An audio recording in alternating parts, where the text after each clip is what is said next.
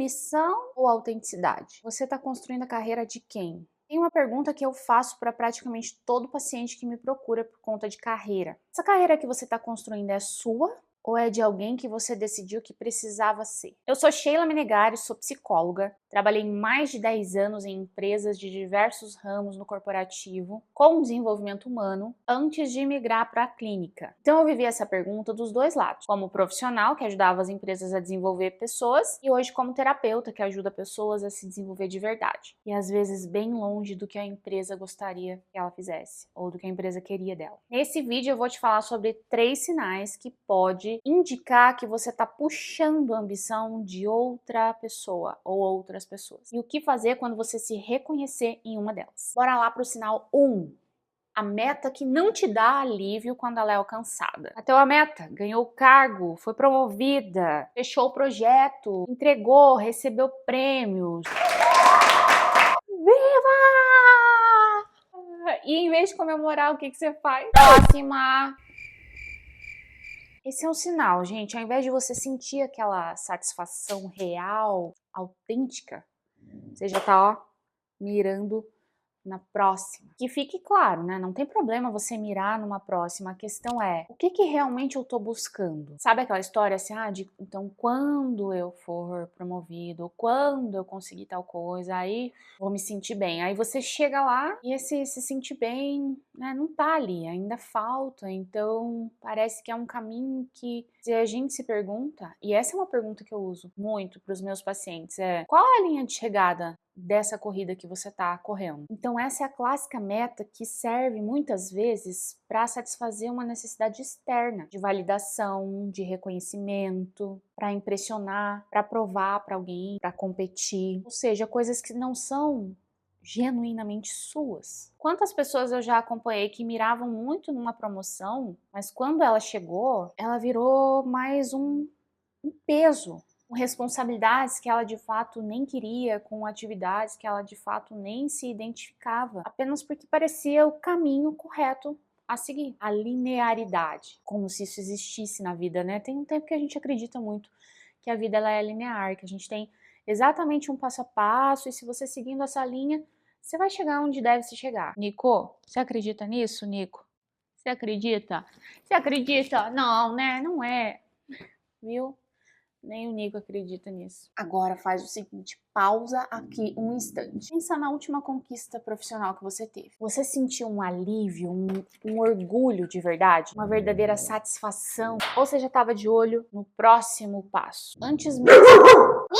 Antes mesmo de comemorar de verdade. Sinal 2. A voz que decide por você não é sua.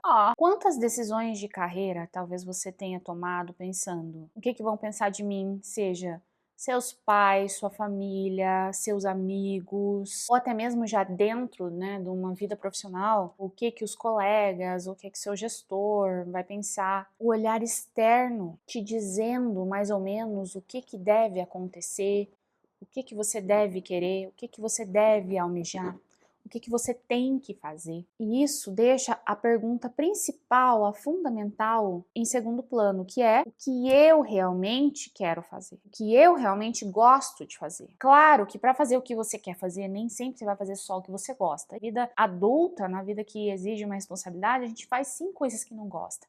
Mas existe, gente, uma diferença enorme entre estar muito desviado da rota autêntica, vamos dizer assim, daquilo que realmente faz sentido para você. Às vezes tem pessoas que são muito bem-sucedidas numa carreira e são extremamente infelizes porque não foram elas que de fato escolheram aquilo. E aí, quanto mais o tempo passa, mais difícil é dar um passo para trás. Só que ainda assim é possível, tá? Então vamos pensar, né? Se essa voz interna, ela fosse um GPS, de quem seria essa voz? Sua mesmo? Do seu pai? Da sua mãe? Vó? Tios? Padrinha?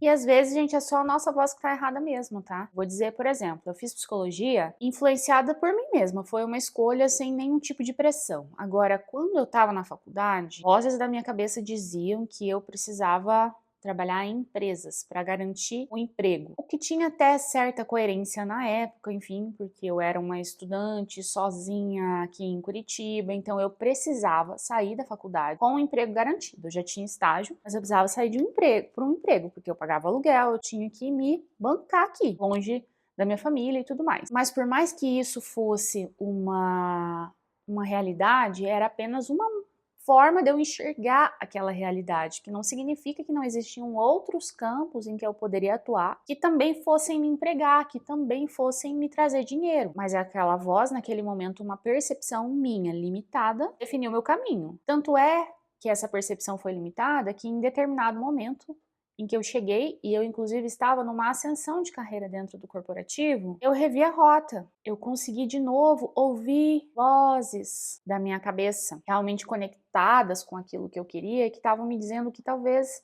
não era bem mais esse caminho, que talvez ele fez sentido por um tempo, mas agora não faria mais. Só que aí, se eu fosse levar em conta, né, apenas a lógica financeira, talvez eu nunca tivesse feito essa transição e escutado realmente a voz da minha cabeça. Então esse também é um ponto. Muitas vezes as vozes de fora vão te dizer quais são os caminhos mais promissores, principalmente do ponto de vista financeiro, né? A gente escuta isso muito em relação a algumas profissões. Mas isso também traz uma prisão para quem segue esse caminho sem ele ser coerente com a tua verdade interna. Você vai se sentir preso se esse for o seu caso. Em algum momento, esse caminho vai te sufocar, vai parecer insuficiente e você vai precisar tomar uma decisão. Não tomar uma decisão é continuar, que também é tomar uma decisão. Agora, conta aqui pra mim, se você imaginasse o GPS da sua carreira, de quem seria a voz narrando o destino? Sua mesmo? Da sua família? Do seu chefe? Conta aqui pra mim. Sinal 3.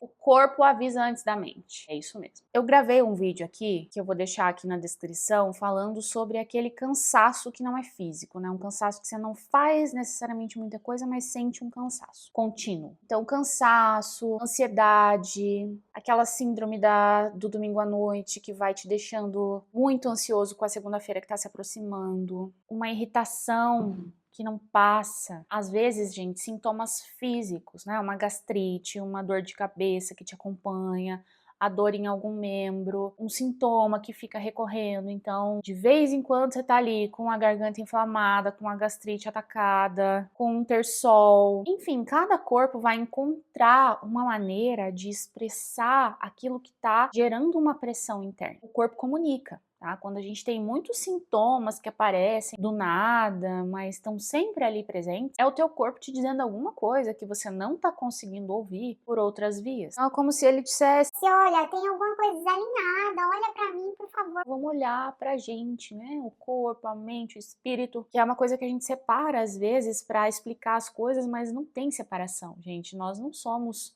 um racional, um corpo, um emocional. Tudo funciona junto e integrado. Então, quando uma coisa fala, tá falando de outra também. Por exemplo, às vezes, racionalmente, você fala: Essa carreira é perfeita. Olha onde eu estou. Olha como deu certo. só que emocionalmente você não se sente conectado com aquilo, é ou não é? Então, quando a ambição não é sua, o corpo paga um preço. Vamos olhar para isso, vamos cuidar. Não tô dizendo para você abandonar suas metas e abandonar a sua ambição, a sua carreira, jogar tudo pro alto e uhul. Não. A ambição, essa energia de te colocar para frente, em busca dos teus objetivos, ela é fundamental na vida, desde que ela seja genuinamente sua. Então, o meu convite é só, de tempos em tempos, revisita essa voz, veja se ela é mesmo sua. Pergunta de quem é essa voz que tá no comando, de quem é, Nico? Quem é? E se esse tipo de conteúdo faz sentido para você, se inscreve e me acompanha aqui, que tem mais. E se você quer aprofundar isso na sua vida, na prática, com o acompanhamento, os meus links de contato estão aqui na descrição desse vídeo.